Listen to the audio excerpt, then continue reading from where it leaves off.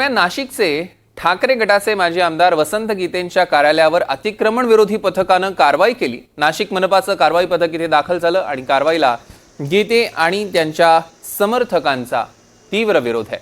हे प्रकरण न्यायप्रविष्ट असताना ही कारवाई होत असल्याचा गीतेंचा मुलगा आणि माजी महापौर प्रथमेश गीते यांनी आरोप केलेला आहे। गीतेंच्या समर्थकांनी मुंबई नाका परिसरात गर्दी देखील केली, त्यामुळे तणावाचं वातावरण आहे। सध्याच्या भाजप आमदार देवयानी परांदे आणि माजी आमदार वसंत गीते यांच्यातील राजकीय वैमनस्य सर्वश्रुतच आहे। परांदेंच्या इशाऱ्यावरच ही कारवाई होत असल्याचा आरोप वसंत गीतेंनी केलाय।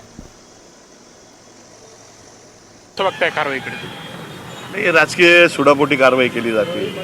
10 वर्षापूर्वी पण इथं चौकशी झाली होती। 10 वर्षापूर्वीच ही फाईल क्लोज झाली की महापालिकेची जागा नाही आहे। नाशिक महानगरपालिकेचे सर्वेर, महापालिकेचे डेप्युटी इंजिनियर सगळ्या शहर अभियंता येऊन यांनी संपूर्ण मोजणी करून शिक्क्यासहित नकाशा आयुक्तांना सादर केला आहे। ही जागा महापालिकेची नाही, तरी महापालिकेने ऑफर झोन इथं डिक्लेअर केला आहे।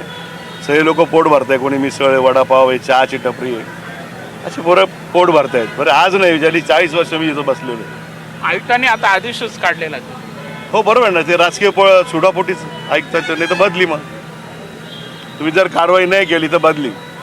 कोण वाटतंय तुमचा नक्की आरोप कोणावर? आमदार नाशिकचे सगळ्यांना माहिती की नाशिकचे आमदार काय काय उद्योग करतात ते, आणि त्यांनी या सगळ्या गोष्टी तिथं जाणून बुजून केल्या। यापुढे आता आपली काय भूमिका राहणार?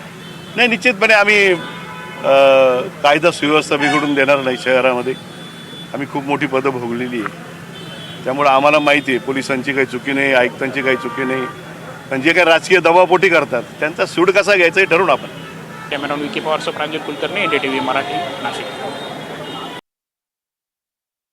परांदेंच्या इशाऱ्यावर पालिकेची कारवाई होते असं गीतेंचं म्हणणं आहे। गीतेंचा असा आरोप आहे। दृश्यांमध्ये आपण बघतोय वसंत गीतेंच्या कार्यालयावर बुलडोझर आलेला आहे। मनपाचं अतिक्रमण विरोधी पथक गीतेंच्या अगदी दारात येऊन ठेपलं आणि त्यानंतर काही काळ त्या परिसरात तणाव देखील निर्माण झाला होता।